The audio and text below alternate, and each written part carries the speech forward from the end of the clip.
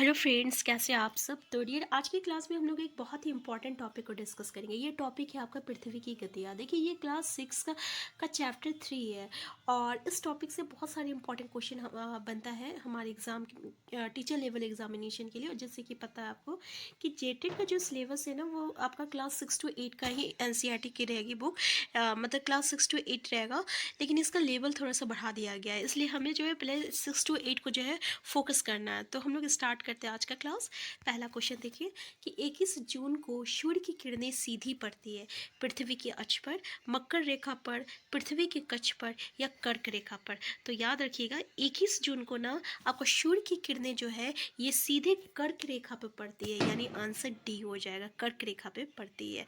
Next है, किस महीने में 28 या 29 दिन होते हैं? मार्च, जनवरी, फरवरी, जून। तो ये आपको पता होगा कि फरवरी में जो है ना 28 दिन होता है और 4 साल के बाद ये 29 दिन होता है। ठीक है, जैसे कि अभी जो 2024 जो था, ये आपका जो है आपका लीप ईयर था, मतलब 29 दिन का। होता क्या है ना कि ये सूर्य होता है ना, तो सूर्य के चारों ओर जो आपका पृथ्वी जो है परिक्रमा करता है, इसको परिक्रमा पूरा करने में 365 और 104 मतलब एक चौथाई दिन लगता है। ठीक है, एक चौथाई दिन मतलब कितना हुआ कि अगर हम लोग 24 से 6 के यानी 6 घंटे की, तो हम लोग अपने सहूलियत के लिए इस घंटे को जोड़ जोड़ के जो है आपका आपका 24 घंटा बनता है, जो कि हम लोग 4 साल के बाद जो होता है जुड़ता है। और इस तरीके से लीप ईयर में 366 डेज होता है। क्लियर है ना। इसलिए फरवरी के मंथ में जो होता है वो 29 दिन की होती है। ठीक है, तो याद रखिएगा। नेक्स्ट है आपका कि सामान्यतः एक वर्ष को जिन ऋतु में बांटा जाता है, गर्मी तथा सर्दी, सर्दी तथा शरद, वसंत तथा गर्मी, और गर्मी, सर्दी, वसंत तथा शरद। देखिए, हम लोग एक वर्ष में जो ऋतु को बांटते हैं ये गर्मी, सर्दी, वसंत तथा शरद में बांटते हैं। होता क्या है कि जब सूर्य के चारों ओर जो है आपका पृथ्वी जो है परिक्रमा करता है, तो इसको 365 दिन लगता है। और इसी के कारण जो है ये आपका जो ऋतु में बदलाव होता है ना, ये इसी के कारण आता है। क्वेश्चन पूछा जाता है कि ऋतु का जो बदलाव होता है ये किसके कारण होता है? तो जब सूर्य के चारों ओर जो आपकी पृथ्वी जो है परिक्रमा करता है, यानी परिक्रमा के कारण होता है। ठीक है, सिंपल सा बात है। और यही अगर पृथ्वी जो है जब अपने ही अक्ष पे जब ये घूमती है, ठीक है, अपने ही अक्ष पे घूमती है, तो क्या होता है? तो पता है क्या होता है? ये दिन और रात होता है। तो दिन और रात किसके कारण होता है? तो इसको हम लोग घूर्णन कहते हैं। क्या कहते हैं? घूर्णन कहते हैं। तो घूर्णन के कारण जो रहता है दिन और रात होता है, याद रखिएगा। नेक्स्ट है, कब दिन और रात बराबर होते हैं? 21 मार्च, 23 सितंबर। तो याद रखिएगा 21 मार्च और 23 सितंबर इम्पॉर्टेंट है कि दिन रात कब बराबर होता है। तो भाई 21 मार्च को होता है और 23 सितंबर को दिन और रात जो रहता है बराबर होता है। नेक्स्ट क्वेश्चन है, किस पर 6 महीने का दिन और 6 महीने की रात होती है? दक्षिणी गोलार्ध, उत्तरी गोलार्ध, ध्रुवों पर और उपरोक्त सभी। तो यहाँ पे ध्रुवों पर बोल रहा है। जैसे कि देखिए यहाँ पे ये हो गया, ये उत्तरी गोलार्ध हो गया, ये दक्षिणी गोलार्ध हो गया। ठीक है, ये हो गया जो आपका ध्रुव हो गया। तो यहाँ पे ध्रुव पे जो है ना आपका ध्रुव पे क्या होता है ना कि आपका 6 महीने का दिन होता है, 6 महीने की रात होती है। तो आंसर सी रहेगा, ये इसका करेक्ट आंसर हो जाएगा। नेक्स्ट क्वेश्चन है आपका कि ऋतु परिवर्तन पृथ्वी की किस गति के कारण होता है? अभी हम लोग डिस्कस किए थे ना, घूर्णन के कारण क्या हो रहा था? तो घूर्णन के कारण दिन और रात हो रहा था। और घूर्णन में कितना दिन लगता है? तो जो पृथ्वी है ना अपने ही अक्ष पर जो है 24 घंटे में घूमती है ना 24 घंटे में। तो वही 24 आवर होता है एक दिन में। और इसको जो है हम लोग क्या कहते हैं? घूर्णन कहते हैं। इंग्लिश में हम लोग रोटेशन कहते हैं। और इसी रोटेशन के कारण जो रहता है दिन और रात होता है। तो जब ये पृथ्वी जो रहता है ना ये सूर्य की तरफ रहता है, ये सूर्य की तरफ रहता है, ये पृथ्वी घूमते घूमते जब सूर्य की तरफ रहता है तब उसमें दिन रहता है। और जब पृथ्वी जो रहता है सूर्य के अपोज यानी इस साइड में क्या रहेगा? आपका रात रहेगा। तो इस तरीके से दिन और रात होता है। तो यहाँ पे पृथ्वी की गति ऋतु परिवर्तन किसके कारण हो रहा है? परिक्रमण के कारण हो रहा है, परिक्रमण गति के कारण हो रहा है। नेक्स्ट है, पृथ्वी की कौन सी गतियाँ है? परिक्रमण गति और घूर्णन गति। अगर हम लोग देखें तो आंसर सी हो जाएगा, क्योंकि पृथ्वी जो है ना ये अपने अक्ष पे भी घूमती है, जिसको हम लोग क्या कहते हैं? घूर्णन कहते हैं। इंग्लिश में इसको हम लोग रोटेशन कहते हैं, रोटेशन कहते हैं। और परिक्रमण क्या हो गया? तो परिक्रमण जब सूर्य के चारों ओर जो है पृथ्वी घूमती है तो इसको हम लोग परिक्रमण कहते हैं। इसको इंग्लिश में हम लोग क्या कहते हैं? रिवॉल्यूशन कहते हैं। तो ये दोनों जो है ना, दोनों क्या हो जाता है? पृथ्वी की गतियाँ हो जाती है। नेक्स्ट क्वेश्चन है आपका पृथ्वी अपने कक्षा में घूमते हुए सूर्य के चारों ओर एक चक्कर दिन कितने दिन में पूरा करती है। अभी हम बताए थे कि 365 और एक चौथाई दिन लगता है, और इसी को जो है हम लोग ऐड नहीं करते, ये वाला चीज़ को अपने सहूलियत के लिए ऐड नहीं करते, लेकिन इसी चीज़ को जोड़ते जोड़ते जोड़ते जोड़ते एक दिन बढ़ जाता है, जो कि 4 साल के बाद आता है, और इसलिए उसको हम लोग क्या कहते हैं 366 दिन का होता है वो। तो आंसर ये हो जाएगा इसमें। नेक्स्ट है पृथ्वी अपने कक्ष पर कितने घंटों में घूमती है। 24, 23, 24 और आपका देखिए यहाँ पे हम थोड़ा सा 6 मिनट का एक थोड़ा सा एक ये हो गया एक चौथाई दिन। यहाँ पे देखिए 365 और एक चौथाई दिन, ठीक है। नेक्स्ट है आपका पृथ्वी अपने कक्ष पर कितने घंटों में घूमती है। 24, 23, 24 घंटे पे ये घूमती है, ठीक है। आंसर सी हो जाएगा। नेक्स्ट है जब पृथ्वी पर दिन और रात बराबर होते हैं तो उसे क्या कहते हैं। विषुव, उत्तरी अयांत, दक्षिणी अयांत, उपयोग सभी। तो याद रखिएगा जब दिन और रात जो रहता है बराबर रहता है तो उसको हम लोग क्या कहते हैं, इसको हम लोग विषुव कहते हैं। नेक्स्ट है किस गति के कारण दिन रात बनते हैं। बताए थे ना, घूर्णन गति के कारण दिन रात कहते हैं। घूर्णन किसको कहते हैं, तब जब पृथ्वी अपने ही अक्ष पर घूमता है तो उसको हम लोग घूर्णन कहते हैं। इसमें कितना दिन लगता है, तो कितने घंटे लगते हैं, 24 घंटे लगते हैं। परिक्रमण गति क्या होता है, तो परिक्रमण गति होता है जब सूर्य के चारों ओर पृथ्वी घूमती है तो उसको परिक्रमण कहते हैं। तो इसमें कितना लगता है, 365 और एक चौथाई दिन लगता है, ठीक है ना। तो इसको परिक्रमण गति कहते हैं, ठीक है। इसको इंग्लिश में रोटेशन कहते हैं और इसको इंग्लिश में जो है रिवॉल्यूशन कहते हैं। तो किस गति के कारण दिन रात होता है, तो याद रखिएगा घूर्णन गति के कारण होता है, मतलब रोटेशन के कारण। नेक्स्ट है पृथ्वी का जो भाग सूर्य के सामने हो वहाँ क्या होता है, रात, दिन और वर्षा, उपयोग सभी। तो याद रखिएगा वहाँ क्या होती है, दिन होती है, अभी बताए थे। और जो अपोजिट वाला रहता है उसमें रात होता है। नेक्स्ट है पृथ्वी के सूर्य के चारों ओर की गति को क्या कहा जाता है। तो इसको बताया कि सूर्य के जब चारों ओर जो घूमती है इसको हम लोग क्या कहते हैं, इसको हम लोग परिक्रमण कहते हैं, ठीक है, परिक्रमण। नेक्स्ट है पृथ्वी सूर्य के चारों ओर कक्ष में किस आकार में घूमती है। गोलाकार में, अंडाकार में, चपटी में, उपयोग सभी। तो याद रखिएगा ये आपका अंडाकार में घूमती है। पृथ्वी सूर्य के चारों ओर कक्ष में जो है अंडाकार में घूमती है। नेक्स्ट है 2020 एक लीप वर्ष था, 2020 एक लीप ईयर था, मतलब इसमें 366 दिन था।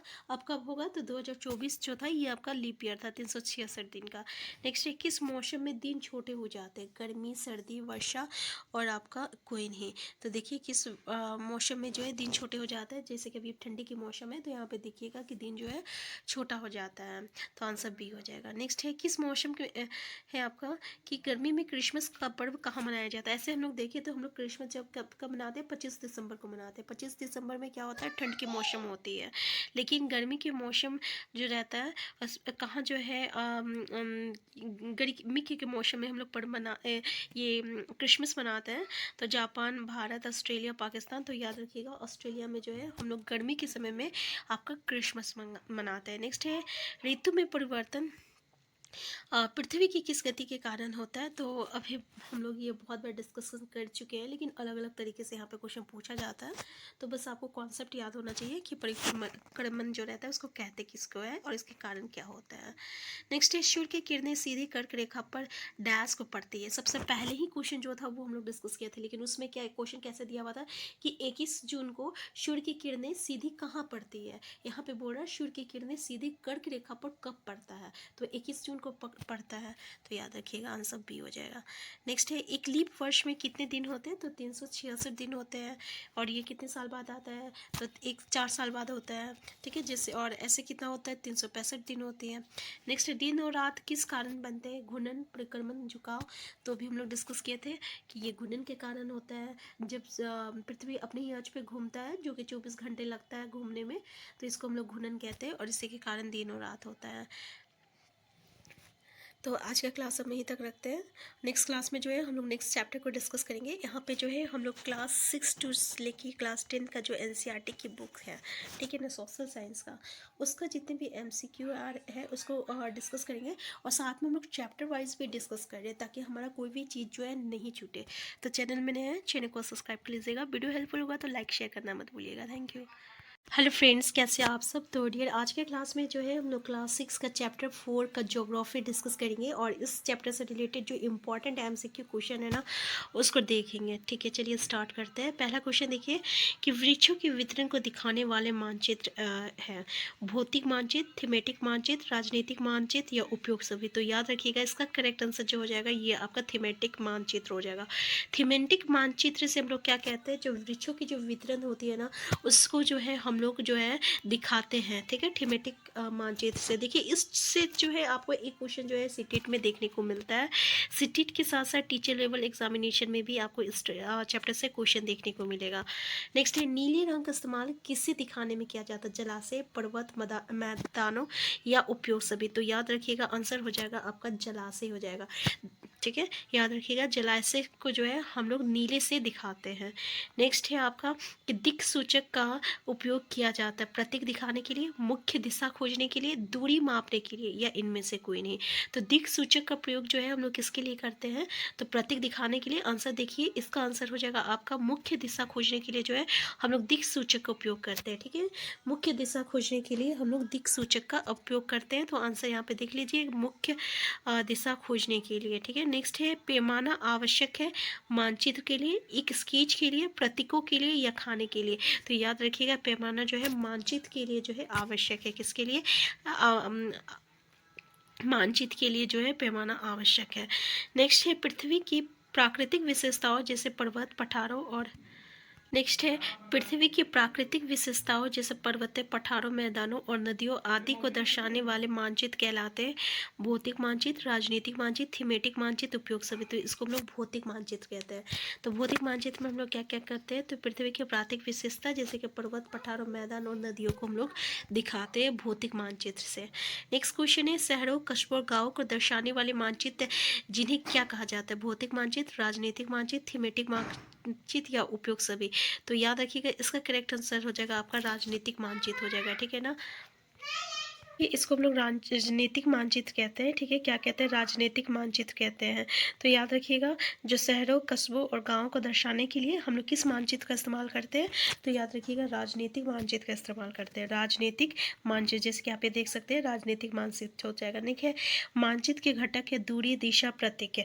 तो उपयोग सभी। तो इसका आंसर क्या हो जाएगा, इसका आंसर हो जाएगा ये सभी जो है इसके घटक है। नेक्स्ट है आपका, किस प्रकार का मानचित्र जो है अधिक जानकारी देता है, छोटे पैमाने का मानचित्र, बड़े पैमाने का मानचित्र, दोनों बराबर है या आपका। तो याद रखिएगा, बड़े मानचित्र का जो बड़े पैमाने का जो मानचित्र होता है ना, ये आपका अधिक जानकारी देता है।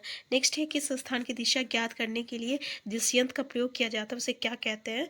किस स्थान की दिशा ज्ञात करने के लिए हम लोग क्या यूज़ करते हैं, सोनोमीटर करते हैं, दिक् सूचक करते हैं और गलवानोमीटर कहते हैं या एल्टीमीटर कहते हैं। तो उसको हम लोग क्या कहते हैं, दिक् सूचक। इसका करेक्ट आंसर, इसका आंसर हो जाएगा आपका दिक् सूचक हो जाएगा। ठीक है ना, आंसर बी हो जाएगा, इसका करेक्ट आंसर हो जाएगा दिक् सूचक हो जाएगा।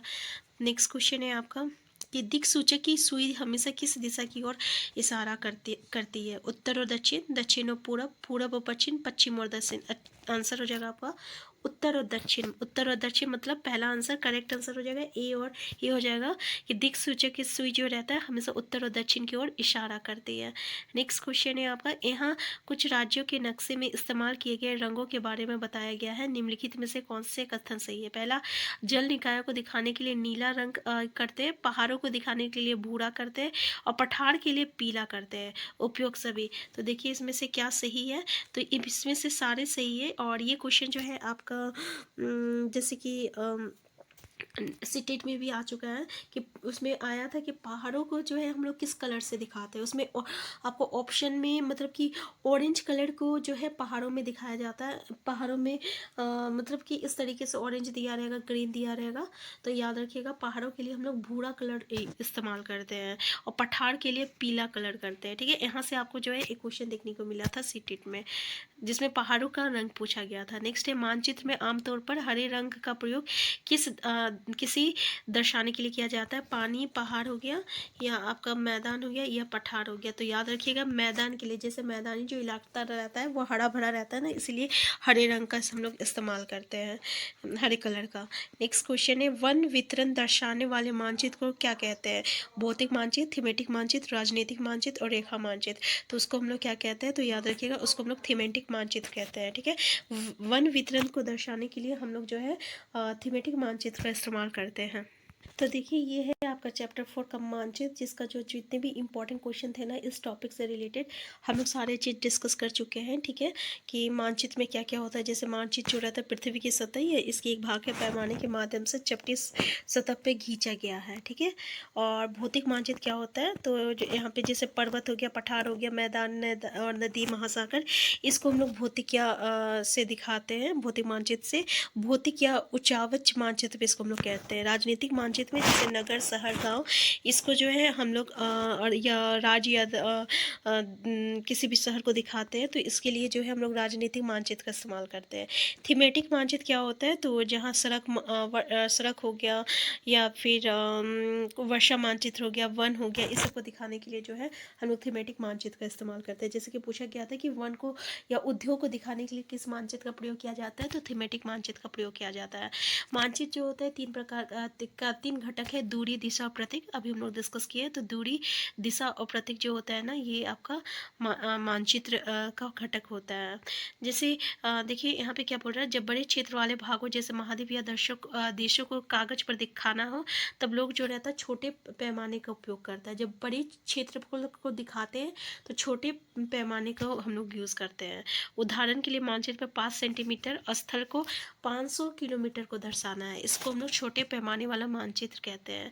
और जब एक छोटा क्षेत्रफल को दर्शाते हैं, जैसे गांव हो गया, शहर हो गया, कागज पर दिखाना रहता है, तो इसको हम लोग बड़े पैमाने का प्रयोग करते हैं। जैसे कि स्थल पर 500 मीटर की दूरी के मानचित्र को हम लोग 5 सेंटीमीटर से दर्शाते हैं, ठीक है। तो ये याद रखिएगा, 500 मीटर की दूरी को हम लोग 5 सेंटीमीटर से दिखाते हैं। और बड़े छोटे क्षेत्रफल के लिए हम लोग बड़े पैमाने का इस्तेमाल करते हैं। यहाँ से क्वेश्चन आता है तो याद रखिएगा, ठीक है।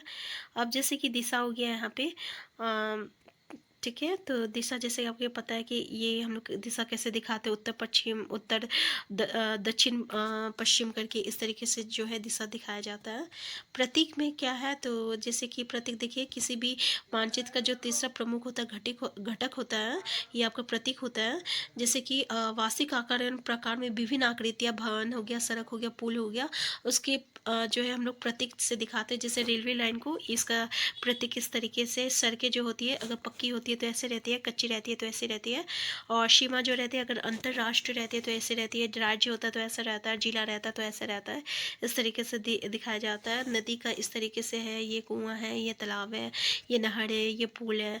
और मंदिर ये है, देखिए ये गिरजाघर है, ये जो है आपका मस्जिद है, ये छतरी है, ठीक है। इसी तरह पोस्ट ऑफिस को पीओ से, और पोस्ट एंड टेलीग्राफ ऑफिस को पीटीओ से, और पुलिस स्टेशन को पीएस से दिखाते हैं। बस्ती को देखिए हम लोग किस तरीके से दिखाते हैं, कब्रिस्तान को हम लोग इस तरीके से दिखाते हैं। पेड़ जो होता है उसको हम लोग ऐसे दिखाते हैं, घास हम लोग इसको ऐसे दिखाते हैं। तो ये आपका मानचित्र का जो रहता है प्रतीक होता है, ठीक है।